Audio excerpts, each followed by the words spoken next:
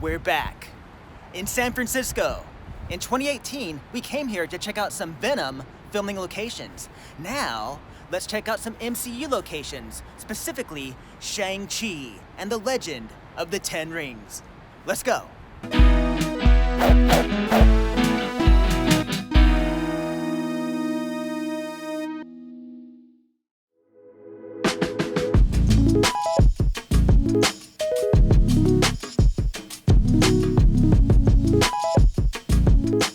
When I first heard the title, Shang-Chi and the Legend of the Ten Rings, I thought it was some kind of Tom Brady biopic. But actually, it's based on the Shang-Chi comics of the 1970s.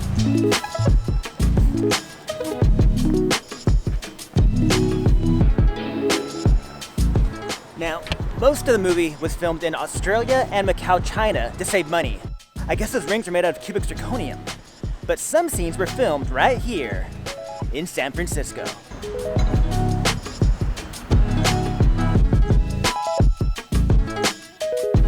The movie starts off with your typical San Francisco establishing shots like the Golden Gate Bridge, Alcatraz, Coit Tower, Lombard Street. You know, your typical San Francisco establishing shots.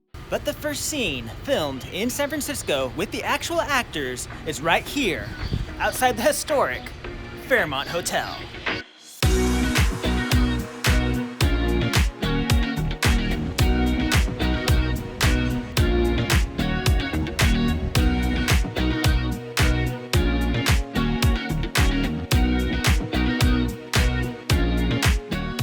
I don't think we're gonna be able to line up anything too well because there's too many cars here. They keep coming in and out, so let's just see what we can get. The scene starts off with a low shot, which pans to the right and then moves up when a red sports car pulls into the driveway of the hotel. And what I can only assume is one of the crazy rich Asians who gets out of the car and tosses his keys towards the valets.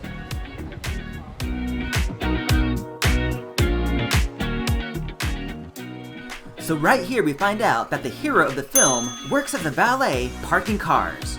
And check out this black cabinet in the background. I thought that was a prop for the movie, but that's the actual cabinet that the valets use here at the Fairmont.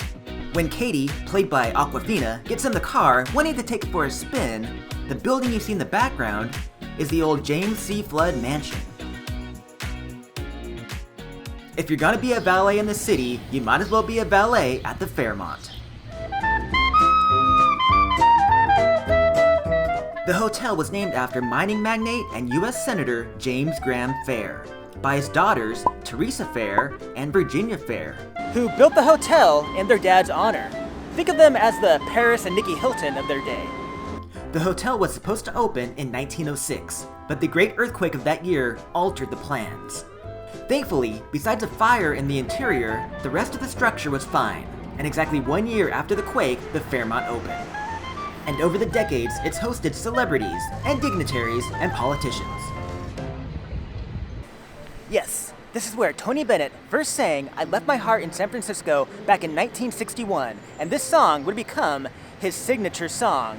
And it was sang for the first time right here in the Venetian room at the Fairmont Hotel. And of course, in 2021, the Fairmont was used as a filming location for Shang-Chi and the Legend of the Ten Rings. Oh, if the building across the street from the Fairmont looks familiar, that's the building that Eve Marie Saint's character in the classic Hitchcock movie Vertigo lives in. But that's a video for another day.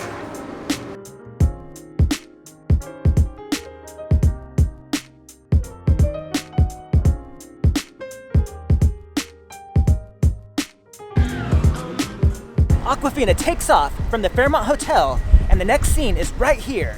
She's driving like a crazy woman.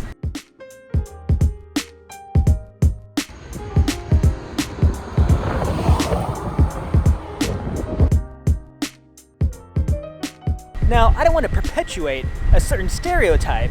If I have to do this, based on stereotypes that are totally untrue, that I do not agree with, you would maybe not be a very good driver. Oh man, am I a woman?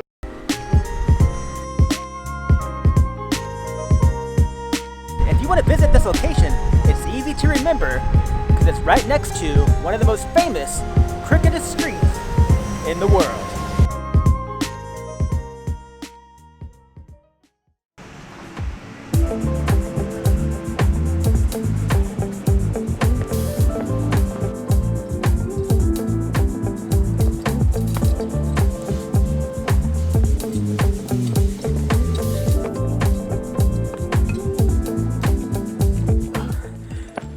told me there were so many hills in San Francisco.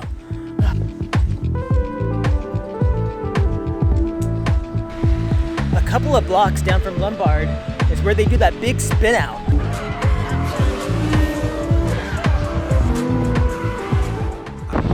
Let's see if I can do this without getting myself killed.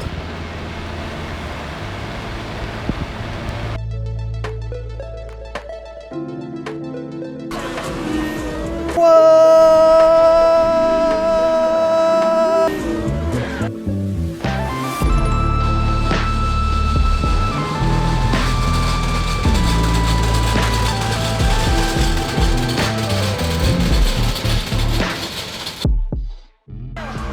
I got a feeling Katie learned how to be a valet from those two valets from Ferris Bueller.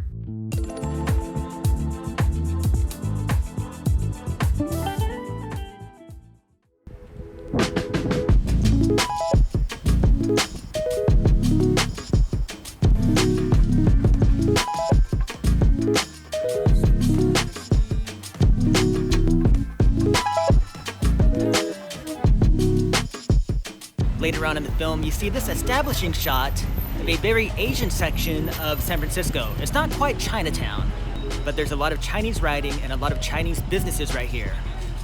But this is a fake out. The actor was never actually on this street. They did film this side of the street also. Notice in the background, you can see a Radio Shack sign and the sign for 8th Street. But wherever you see actor Simu Liu walking, that's on a completely different road in a completely different town. I noticed that there's a Bank of America in the background. So on a wild hunch, I went on Google Maps to Los Angeles Chinatown and looked for a Bank of America. And thankfully, I found the street on my first try. So here's the actual street that Shang-Chi walks down in the movie. It looks like they put a fake wall up right here to give the building more depth. And the building he walks into in the movie is the home of his friend Katie and her family. But in real life, this is the Yang Chow restaurant, right here at 817 Broadway Street in Los Angeles.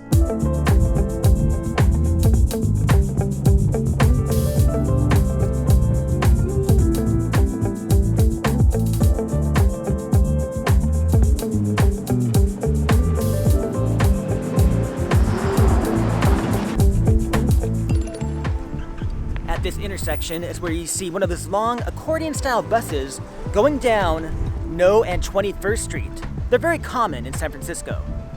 And we find out, inside the bus are our two protagonists, Shang-Chi and his friend Katie. Although they park cars for a living, they do not have a car of their own. Also on the bus are some very seedy people, some criminals, some pickpockets, also very common in San Francisco. And they want Shang-Chi's necklace. With his 12 rings or bracelets and his green necklace, Shang-Chi really has a thing for jewelry. He really is the Liberace of the MCU. And with that starts what I think is the best scene in the movie, the out-of-control bus fight. We pick it up when the brake lines get cut, and the bus driver is driving right past the Fairmont Hotel. We're back at the Fairmont again. The next shot of the out-of-control bus is a pretty obvious CGI. I think the whole scene might actually be CGI. And the bus goes right past the top of the Mark Supper Club.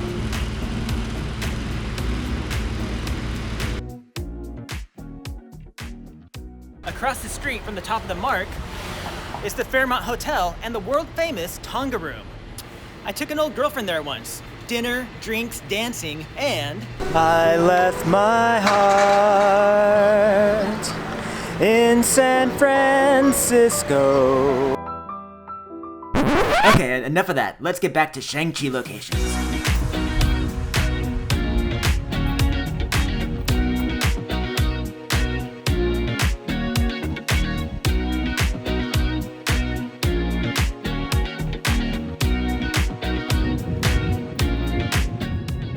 We don't have time to line up every little street they drive by, but here are a few key ones.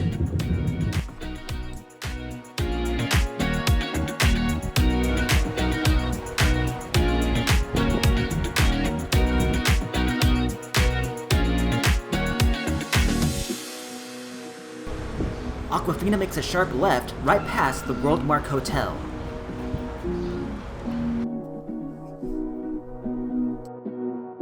Maybe she's a better driver than I give her credit for.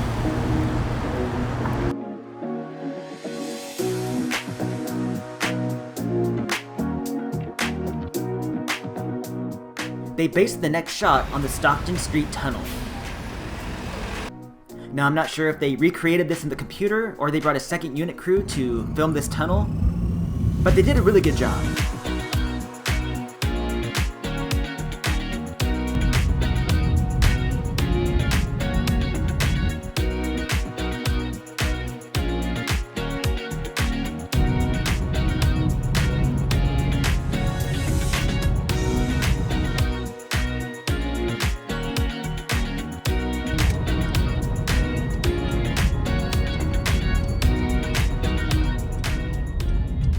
In real life, when you exit the tunnel, you're in Chinatown. But somehow in the movie, they exit the tunnel and they're not too far from the Worldmark Hotel. Let's walk a couple blocks to the next scene.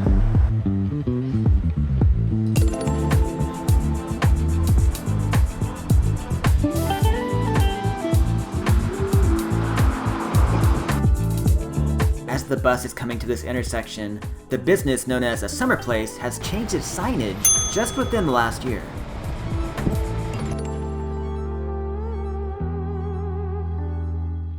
The bus makes a hard right, and miraculously, it ends up at Ghirardelli Square down by the wharf. In real life, it's much more of a concrete jungle if you make it right at this intersection. Alright, let's get back in the car.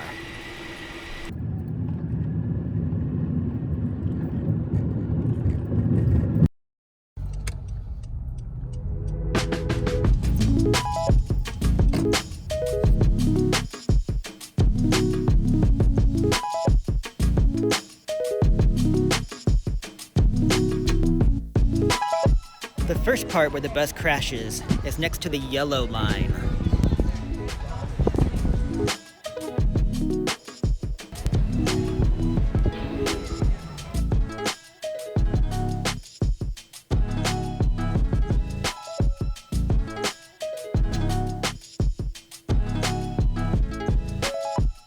The camera was about right here.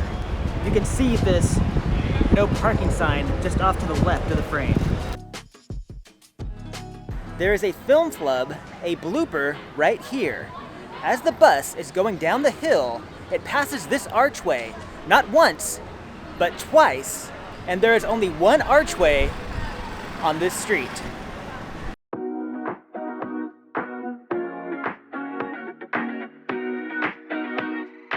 The bus comes to a stop right about here. Off to the left, you can see the sign for Apex Physical Therapy.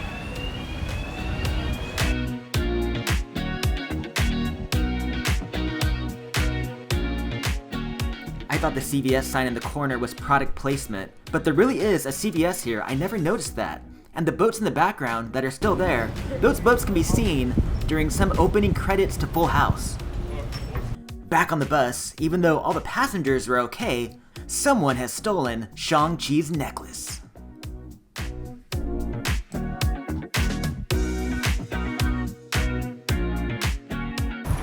And one of the last scenes with an actual actor in it in San Francisco looking from the opposite side from a summer place is right here, where the bad guy, who only has one arm and a blade for the other arm, somehow steals Shang-Chi's necklace. That guy's one heck of a pickpocket.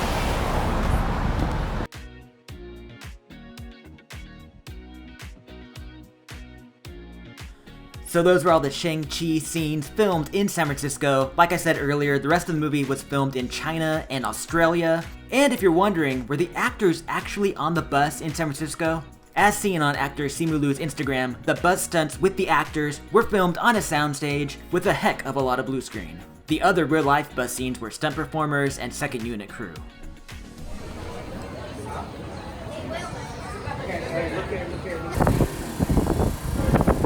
Thank you.